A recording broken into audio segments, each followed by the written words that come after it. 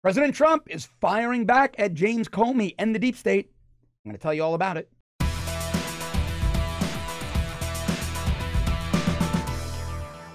President Trump is finally punching back at those who are coming after him, and I like what he's doing. He announced that he's going to pardon Scooter Libby.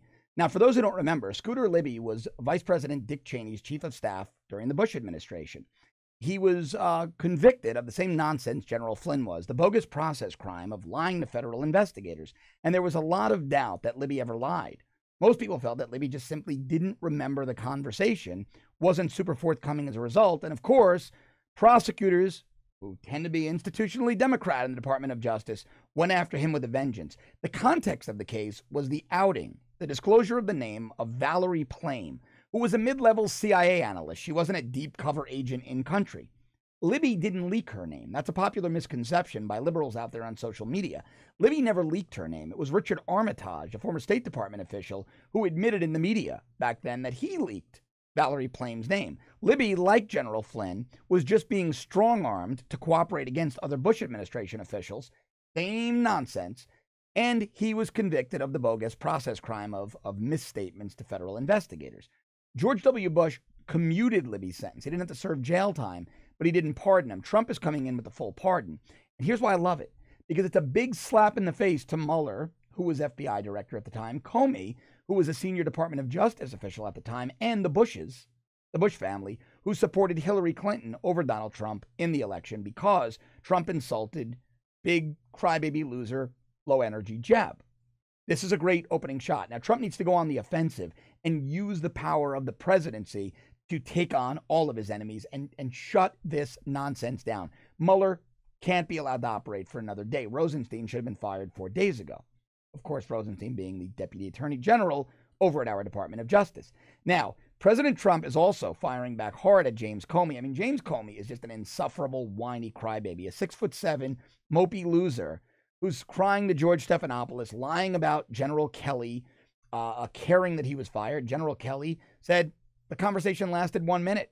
Told him I didn't know why he was fired, and I wished him good luck with his life. I'm paraphrasing, but that was the gist of what General Kelly's statement was. On Comey's assertion that General Kelly was essentially inconsolable that Comey was fired, appears General Kelly couldn't have cared less. Nobody really respected Comey. Comey is a proven liar. McCabe is a proven liar. That whole cabal inside the FBI are proven liars. But President Trump wrote, and every word is true, he tweeted, two-part tweet, it's exceptional, James Comey is a proven leaker and liar. Virtually everyone in Washington thought he should be fired for the terrible job he did until he was, in fact, fired. He leaked classified information for which he should be prosecuted. He lied to Congress under oath. He is a weak and untruthful slimeball who was, as time has proven, a terrible director of the FBI. It's true. I love it. A weak and untruthful slimeball. His handling of the crooked Hillary Clinton case and the events surrounding it will go down as one of the worst botched jobs of history. It was my great honor to fire James Comey. Now, great opening shot by President Trump.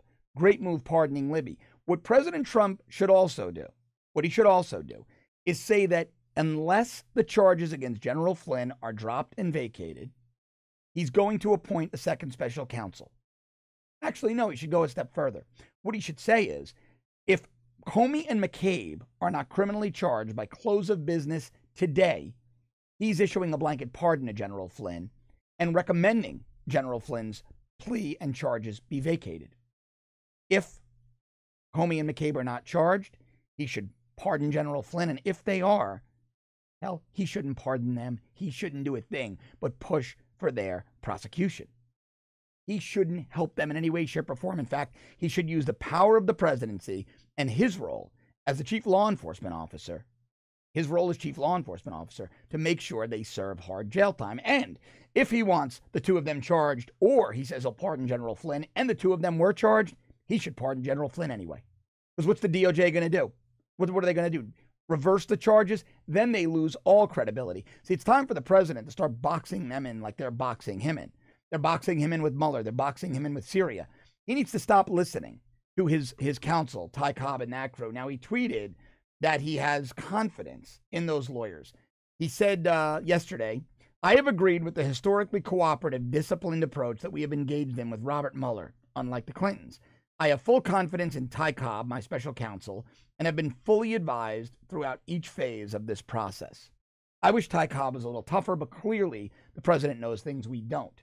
I do want to see the president start firing people, though, starting with Rod Rosenstein. That throws everybody off balance, and it shows the establishment, all of those working against him, that he's very serious about fighting back. Now, this bipartisan bill going through Congress, I spoke about it a bit yesterday, this bipartisan bill that says we should protect the special counsel is ridiculous.